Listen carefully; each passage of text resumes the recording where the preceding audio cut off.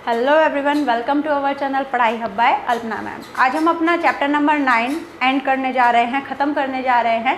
तो chapter number 9 में हमारे जो टॉपिक्स रह गए थे, जो हमारा एक टॉपिक रह गया था छोटा सा एग्रेशन का, तो वो आज हम पढ़ेंगे, उसका मीनिंग, उसके टाइप्स, और फाइनली आज जो हमारा चैप्टर 9 है वो ख़त्म हो जाएगा। ठीक, तो इससे प्रीवियस हमारे चैप्टर 9 के काफ़ी वीडियोस हो चुके हैं। हमारा ऑलमोस्ट पूरी बुक जो है हमारी chapter class 12 physical health and education की, तो वो वाली भी हमारी ऑलमोस्ट कंप्लीट ही हो चुकी है। क्लास चैप्टर बचा है बस, उसे भी हम जल्दी कंप्लीट करेंगे। तो अगर आपने वो वीडियोस नहीं देखी हैं तो उन्हें आप गो थ्रू करिए। चलिए, तो आज हम अपना चैप्टर नंबर 9 का लास्ट वीडियो स्टार्ट करने जा रहे हैं। सबसे पहले हम पढ़ेंगे, इससे प्रीवियस वीडियोस में हमने एक टॉपिक पढ़ा था एक्सरसाइज एडरेंस। ठीक है, मतलब एक्सरसाइज को कैसे हम अपने डेली रूटीन का पार्ट बना सकते हैं। Strategies for enhancing adherence to exercise. अब ऐसी कौन सी स्ट्रेटजी हैं जिनको हम अपनी मतलब उन स्ट्रेटजीज़ को अपना के हम एक्सरसाइज को एडरेंस या फिर उनसे स्टिक मतलब हो सकते हैं, मतलब एक्सरसाइज को अपना एक डेली रूटीन का एक पार्ट बना सकते हैं। तो वो कौन कौन सी ऐसी स्ट्रेटजीज़ हैं वो हम देखते हैं। पहले तो हमें ये देखना है कि भाई एक्सरसाइज बहुत ही भाई नॉर्मल सी बात है कि भाई एक्सरसाइज के लिए भी ऐसी कौन सी स्ट्रेटजीज़ की ज़रूरत होती है। तो देखिए, अगर हम आजकल के टाइम की बात करें तो लोगों का जो टाइम है वो इतना हेक्टिक हो गया है, या फिर आप जो भी काम कर रहे हैं उससे हो सकता है आपको टाइम मिले या ना मिले, और भी कई सारी ऐसी प्रॉब्लम्स होती हैं, जैसे कि लैक ऑफ टाइम की कमी होना, लैक ऑफ सोशल सपोर्ट की कमी होना। आपके आसपास लोग हैं जो वो नहीं जाते कहीं एक्सरसाइज के लिए, तो उनको देख के आपको भी हेजिटेट होता है, आप भी नहीं जाते। लैक ऑफ एनर्जी, आपके शरीर में एनर्जी की कमी होना। लैक ऑफ विल पावर कम होना, मतलब विल पावर आपकी इच्छा शक्ति कम होना। ठीक है, उसके बाद आता है lack of access to facilities, आपके आसपास फैसिलिटीज़ की कमी होना। तो ऐसे बहुत सारे रीजंस हैं जिनकी वजह से हम कभी कभी एक्सरसाइज करने के बारे में सोचते भी हैं, क्योंकि भाई देखिए एक्सरसाइज के बेनिफिट्स तो हैं और बहुत सारे बेनिफिट्स हैं, तो हम उनके बारे में सोचते तो हैं बट उनको कंटिन्यू कर नहीं पाते। एक दिन जाते हैं, 2 दिन जाते हैं, थक जाते हैं, शरीर में थोड़ा सा दर्द होना स्टार्ट होता है, फिर बंद हो जाते हैं। ठीक है, तो ऐसे बहुत सारे रीजंस होते हैं। तो उसके लिए एक स्ट्रैटेजी होती है कि किस तरीके से हम एक्सरसाइज के लिए क्या रूटीन बनाएं, किस तरीके से उसे स्टार्ट करें। तो देखिए, सबसे पहले दे रखा है आपका simple exercise in the beginning. आप जब एक्सरसाइज स्टार्ट करें तो जो स्टार्टिंग है, बिगिनिंग है, उसमें बहुत ही सिंपल एक्सरसाइज करें, बहुत ही बेसिक एक्सरसाइज करें, ताकि 1-2 दिन में आपकी बॉडी वरना इतना ज़्यादा पेन करने लगेगी कि आप शायद तीसरे और चौथे दिन शायद ही जाओ। ठीक है, उसके बाद आपका दे रखा है exercise in the morning instead of evening. Morning में, क्योंकि देखिए कुछ लोग इवनिंग में जिम जाते हैं, कुछ लोग मॉर्निंग में जाते हैं, तो अगर हम स्ट्रेटजीज़ की बात करें, एक्सरसाइज एडरेंस की बात करें, तो आप मॉर्निंग में एक्सरसाइज के लिए जाएं बशर्ते शाम के, क्योंकि ऑब्वियस सी बात है शाम को अगर हम कहीं एक्सरसाइज पर जाते हैं तो ऑलमोस्ट हम आधा दिन तो हमारा निकल ही चुका, उसमें हमने कुछ काम भी किया होगा, तो एनर्जी भी वेस्ट हुई होगी। तो यहाँ पर अगर हम बात करें तो मॉर्निंग में हम ज़्यादा फ्रेश होते हैं, ज़्यादा एनर्जेटिक होते हैं, तो वहाँ पर एक्सरसाइज भी हम काफ़ी बेटर तरीके से कर सकते हैं। उसके बाद है concentrate only on your self. आप जब भी जो भी एक्सरसाइज कर रहे हैं तो आप अपने ऊपर कॉन्सेंट्रेट करिए, खुद को औरों से कंपेयर ना करें कि भाई वो तो इतने राउंड लगा रहा है, वो तो ये एक्सरसाइज कर रहा है, वो तो वो एक्सरसाइज कर रहा है या कर रही है। नो, आपको कभी भी अपना कंपैरिजन किसी और से नहीं करना, क्योंकि देखिए भाई सबकी फिजिक अलग है ना, सबके स्टैमिना, सबकी कैपेसिटी अलग अलग होती है। तो आप अपने अकॉर्डिंग अपनी एक्सरसाइजेज करिए, आप खुद को और उसे कंपेयर मत करिए। उसके बाद आपका दे रखा है सेट एप्रोप्रिएट गोल। अपने लिए एप्रोप्रिएट गोल पहले ही सेट कर लीजिए कि भाई फर्स्ट वीक में मुझे इतना करना है।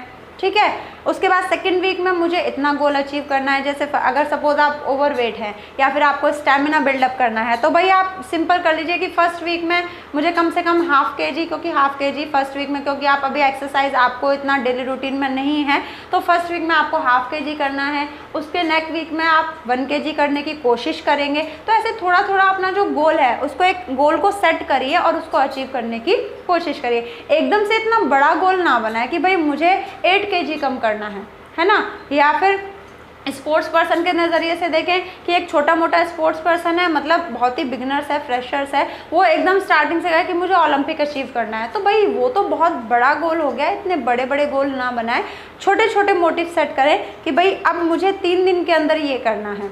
4 दिन के अंदर ये करना है। अभी अगर मैं 100 मीटर 10 सेकंड में कर रहा हूँ तो यही 100 मीटर मुझे एक हफ्ते में 8 सेकंड पर लेकर आना है या 7 सेकंड पर लेकर आना है। तो ऐसे अपने छोटे छोटे गोल्स बनाइए जिससे आप उन्हें जल्दी जल्दी अचीव कर सकें और आपको भी अच्छा लगे, क्योंकि जब आपको लगेगा कि हाँ भाई हम मेहनत कर रहे हैं और हमें रिजल्ट भी मिल रहा है, हमने जो टारगेट सेट किए थे वो हम अचीव कर रहे हैं, तो ऑब्वियस सी बात है आप उनको करने के लिए एक्साइटेड होंगे और आप डेली उनको कंटिन्यू करेंगे। उसके बाद है आपका टेक सपोर्ट ऑफ अदर्स, और लोगों का भी सपोर्ट लीजिए। आपके फ्रेंड्स हैं, कलीग्स हैं, पार्टनर्स हैं, घर के लोग हैं, उनका भी सपोर्ट लीजिए कि भाई मुझे इस टाइम पर आप कह देना कि मुझे एक्सरसाइज करने जाना है या जिम करने जाना है। अपने पार्टनर्स को, कलीग को कह सकते हैं कि भाई 6 बजे हम एक्सरसाइज करने चलेंगे तो प्लीज़ मुझे बुला लेना, ठीक। तो इस तरीके से हमें औरों का भी सपोर्ट लेना चाहिए कि बाई चांस अगर हम कभी भूल जाते हैं तो वो हमें याद दिलाएं, वो हमें लेकर जाए, वो हमें सपोर्ट करें कि भाई चलो चलना है ना। तो इस तरीके से। उसके बाद आता है थैंक योरसेल्फ। अपने आप को मतलब थैंक करें, अपने आप को प्रेज करें, मतलब इतनी भी बड़ाई ना करें कि अपनी बड़ाई करके कि भाई मैंने तो एक हफ्ते में बहुत कर लिया, अब नहीं होता, ठीक है, ऐसा भी नहीं करना। थैंक योरसेल्फ का मतलब आपने जो भी स्ट्रेटजी, जो भी अपना एक शेड्यूल आपने बनाया है, आप उसको फॉलो कर रहे हैं, तो खुद को थैंक करिए कि हाँ मैं इतने दिनों से ये सब कर रहा हूँ। और ये सब आप किसके लिए कर रहे हैं? अपने लिए तो कर रहे हैं, अपनी बॉडी के लिए, अपने शरीर के लिए तो कर रहे हैं। तो खुद को थैंक करिए कि आप कंटिन्यू एक्सरसाइज को मतलब कंटिन्यू कर रहे हैं, आपने जो शेड्यूल बनाया आप उसको फॉलो कर रहे हैं, ओके। उसके बाद आता है select interesting exercise. Interesting exercise select करिए, मतलब जैसे कि कुछ बेसिक है, आपका जॉगिंग हो गया, रनिंग हो गया, स्किपिंग रोप हो गया, स्ट्रेचिंग हो गया, ये तो बहुत ही कॉमन एक्सरसाइज हैं। अगर आप कुछ नया करना चाहते हैं तो भाई आप अपने ट्रेनर से या कोचेस से, जो आपके जो भी हैं जिनसे आप सीख रहे हैं, या फिर आसपास जहाँ भी आप एक्सरसाइज करने जा रहे हैं वहाँ पर कुछ इंटरेस्टिंग एक्सरसाइज करिए, ठीक है, जिससे आपको मतलब जैसे कुछ एक्सरसाइज होती है खेल की, उसमें खेल खेल में आपकी एक्सरसाइज भी हो जाती है और आपको पता भी नहीं चलता, काफ़ी इंटरेस्टिंग होती हैं, ठीक। तो इस तरीके से एक गेम की तरह ऐसी कुछ एक्सरसाइजेज सिलेक्ट करिए जिस जो आप खेल खेल में ही जो आपकी एक्सरसाइजेज हो जाए। उसके बाद बी पंक्चुअल। आपको सबसे मेन है कि भाई पंक्चुअल रहना है। आपने जो टाइम सेट किया है उस टाइम पर आपको एक्सरसाइज करने जाना ही जाना है, बहुत पंक्चुअल रहना है। उसके बाद मेक अ शेड्यूल। एक शेड्यूल बनाइए जिसमें आपका डेली का टाइम हो, आपको कब क्या करना है, क्या खाना है, किस टाइम कहाँ जाना है, कितनी एक्सरसाइज करनी है, कितनी देर के लिए एक्सरसाइज करनी है, उसके बाद कितना रेस्ट करना है। मतलब एक अपना प्रॉपर एक ऐसा शेड्यूल बनाइए कि वो सब आपने ये जो एक्सरसाइज और एक्सरसाइज एड्रेस स्टार्ट किया वो आपके डेली रूटीन में आ जाए। आपको उसको करे बिना मतलब कुछ खाली खाली से, जैसे कि नॉर्मल सा होता है ना, अगर हम भाई दिन का खाना ना खाएं तो रात को तेज़ी से भूख लगती है, क्यों? क्योंकि हमने इसको से स्किप कर दिया लंच को। ऐसे ही आप अपने शेड्यूल में एक्सरसाइज को या इन सब चीज़ों को इस तरीके से बना लें उनको, मतलब कि अगर बाई चांस आप अगर कभी ना जाएं तो आपको भी कुछ लगे कि हाँ आज कुछ मिस हो रहा है, ठीक है। तो उस तरीके से एक शेड्यूल बनाएं जिसको आप डेली स्ट्रिक्टली फॉलो करें। उसके बाद है be aware about your progress. अपनी प्रोग्रेस के बारे में ज़रूर अवेयर रहें ताकि आप और अपने काम को या एक्सरसाइज करने को मोटिवेटेड रहें। क्योंकि देखिए एक्सरसाइज से नॉर्मली हमने कहा था हम हेल्दी रहते हैं, खुश रहते हैं, एनर्जेटिक रहते हैं,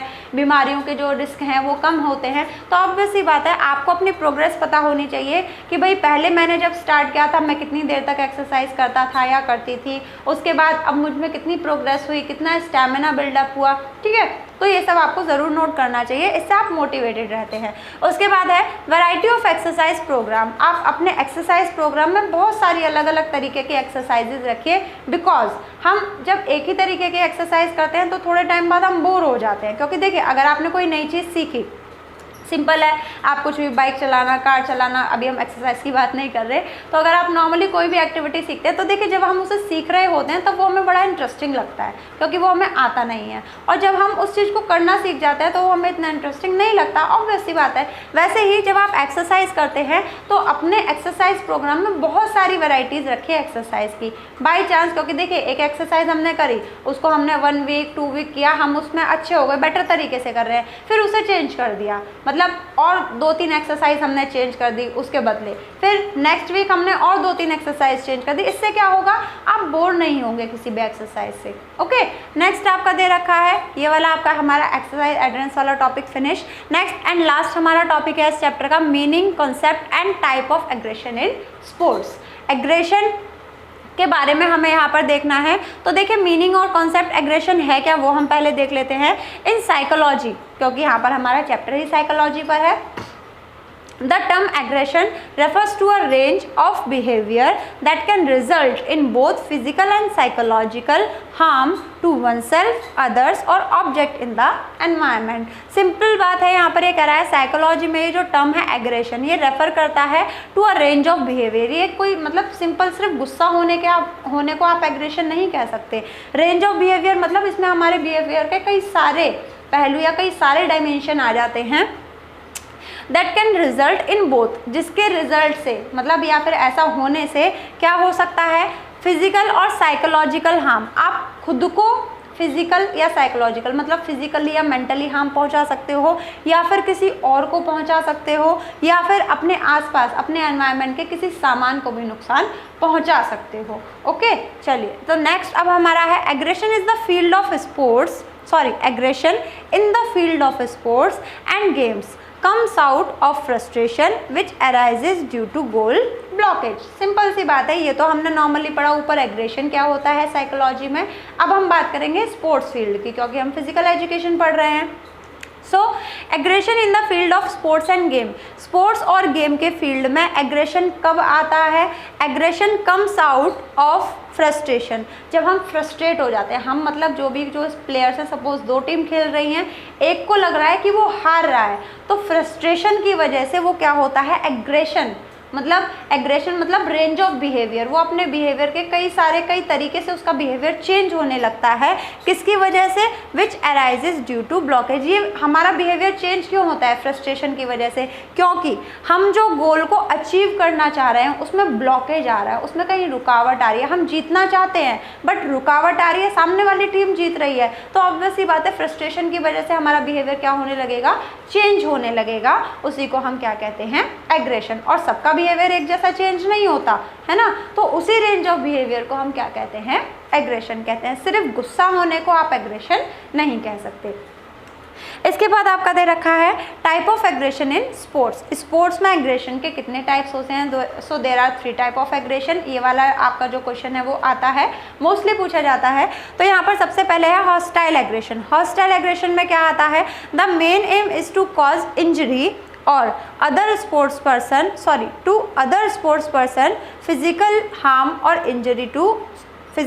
और इंजरी टू योर अपोनेंट। ये जो हॉस्टाइल एग्रेशन है, इस एग्रेशन में यहाँ पर हम एग्रेशन के टाइप की बात कर रहे हैं, तो इस तरीके के एग्रेशन में जो मेन एम होता है वो क्या होता है कि सामने वाले को हमें इंजर्ड करना है, अदर स्पोर्ट्स पर्सन को हमें फिजिकली हार्म, कैसे भी उसके शरीर को नुकसान पहुंचाना है। इसी को हम क्या कहते हैं हॉस्टाइल एग्रेशन। भाई हम सामने वाली टीम जीत रही है, तो गुस्से में क्या होता है, कभी कभी जो अपोनेंट टीम है वो क्या करती है, वो गुस्से में सामने वाली टीम को हार्म करने की, फिजिकल हार्म करने की कोशिश करती है। उसी को हम हॉस्टाइल एग्रेशन कहते हैं। उनका मेन एम ही होता है सामने वाले को चोट लगाना, उनको कोई मतलब नहीं है फिर वो हारे या जीते या उन्हें डिस्क्वालीफाइड कर दिया जाए। क्योंकि भाई ऑब्वियस सी बात है, अगर आप फील्ड में रहकर किसी को फिजिकल हार्म पहुंचा रहे हो, उनको इंजरी कर रहे हो, इंजर्ड कर रहे हो, तो आप डिस्क्वालीफाइड भी हो सकते हो। तो बट ऐसा नहीं है, उनको इस बात का कोई लेना देना नहीं है। हॉस्टाइल एग्रेशन में बस एक सिर्फ मेन मोटिव होता है कि हमें सामने वाली अपोनेंट टीम को इंजर्ड करना है, उसे फिजिकली हार्म करना है। Okay, next instrumental aggression. Instrumental aggression में क्या आता है, it refers to behaviour that has the intent to hurt in order to achieve money, prizes और विक्ट्री। अब यहाँ पर देखिए, यहाँ पर हम उस बिहेवियर की बात कर रहे हैं जहाँ पर हमें सामने वाले को हर्ट करने का कोई ऐसा मेन मोटिव नहीं है कि मुझे सामने वाले को हर्ट करना है। यहाँ पर मेरा जो गोल है वो ये है कि कैसे भी बाय हुक और बाय क्रुक मुझे या तो पैसे के लिए या तारीफ के लिए या फिर विजेता होने के लिए, विक्ट्री के लिए, जीत के लिए, कैसे भी कुछ भी करना है।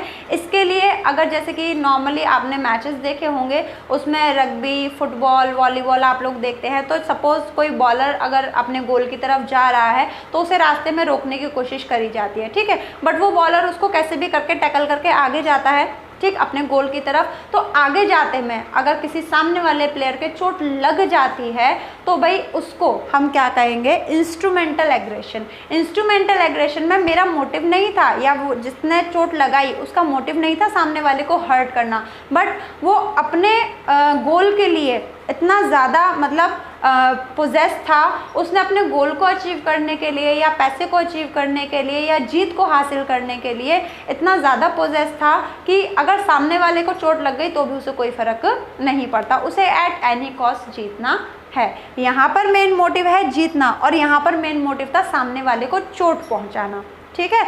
इंस्ट्रूमेंटल में हम जीतने के लिए, मनी के लिए या फिर प्रेजेस, तारीफ के लिए जब सामने वाले को चोट पहुंचाते हैं, हमारा मेन मोटिव नहीं है। बट अगर जीतने में सामने वाले के चोट लग गई, धक्का लग गया, बॉल लग गई या कोई भी इक्विपमेंट लग गया, तो भाई वो आपने जानबूझ के नहीं किया, तो उसे हम कहते हैं इंस्ट्रूमेंटल एग्रेशन। उसके बाद आता है आपका एसर्टिव बिहेवियर। एसर्टिव बिहेवियर में क्या होता है, behaviour that involve the use of लेगिटिमेट physical और वर्बल फोर्स। बिहेवियर, ऐसा बिहेवियर जिसमें लेगिटिमेट मतलब जो भी आप फिजिकल या वर्बल मतलब हाथ की ताकत, मतलब एक दूसरे को धक्का देना या कुछ भी करना, फिजिकल फोर्स, या फिर वर्बल फोर्स मतलब मुंह से बोलकर स्लैजिंग कर दिया आपने, किसी को कोई कमेंट पास कर दिया, तो बट अपने क्राइटेरिया में रहकर। लेगिटिमेट मतलब वो चीज़ें वैध हों, मतलब वो इलीगल ना हो। उसके बाद टू अचीव वंस पर्पस, अपने पर्पस के लिए जब हम किसी लेगिटिमेट फिजिकल और वर्बल फोर्स का इस्तेमाल करते हैं उसे हम कहते हैं एसर्टिव बिहेवियर। आप लोगों ने मोस्टली देखा होगा, जैसे कि एसर्टिव बिहेवियर में आपका सबसे कॉमन एग्जांपल, सब लोगों ने मोस्टली मैचेस देखे हैं। मैचेस में क्या होता है, क्रिकेट फील्ड में अगर बाय चांस किसी को कोई गलत, रेफरी ने कुछ गलत दे दिया या फिर सामने वाली कोई टीम जीत रही है तो दूसरी टीम ने गुस्से में कुछ कह दिया, जिससे दूसरी अपोनेंट टीम के जो मतलब लोग हैं वो उन पर मेंटली थोड़ा फ़र्क पड़ा, क्योंकि भाई अगर आप किसी को स्लेजिंग करो, उसकी लेग पुलिंग करो या आपने उस पर कोई कमेंट कर दिया तो ऑब्वियस सी बात है वो कहीं ना कहीं डिस्ट्रैक्ट होगा, ठीक है। तो ये सब होता है एसर्टिव बिहेवियर। एसर्टिव बिहेवियर में हम क्या करते हैं, फिजिकल या वर्बल फोर्स, बट लेगिटिमेट। लेगिटिमेट मतलब वो ऐसा नहीं है कि वो गैर कानूनी है, वो आप उतना कर सकते हो। लेगिटिमेट मतलब with in the criteria of the game, game के क्राइटेरिया के अंदर रहते हुए अगर आप किसी को वर्बल फोर्स कर रहे हो, क्यों, अचीव वन पर्पस, अपने पर्पस को अचीव करने के लिए मैंने सामने वाले को कुछ कहा, उसका माइंड डिस्ट्रैक्ट हो गया, इतने में हम अपने गोल को अचीव कर सकते हैं, ठीक है।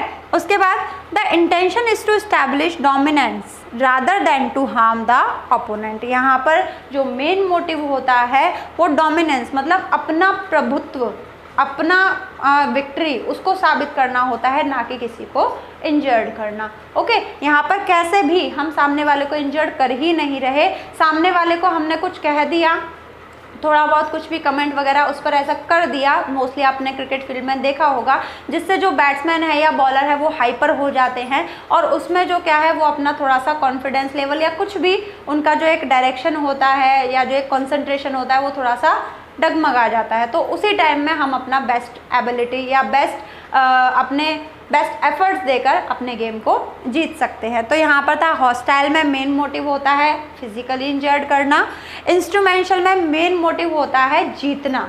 अगर उस जीतने के दौरान अगर किसी के चोट लग जाती है तो वो आता है इंस्ट्रूमेंटल एग्रेशन में। एसर्टिव बिहेवियर में हम वर्बल फोर्स का या फिजिकल फोर्स का, बट लेगिटिमेट मतलब जो लीगल है with in the criteria of the game, ऐसी फोर्स को इस्तेमाल करते हैं उसमें। अब इसमें मेन मोटिव क्या है, अपना डोमिनेंस, अपना प्रभुत्व साबित करना, ना कि किसी और को हार्म पहुंचाना। Okay, so this is it for today. Chapter 9 आज हमारा फिनिश होता है। So please like, comment and share with your friends. Thank you.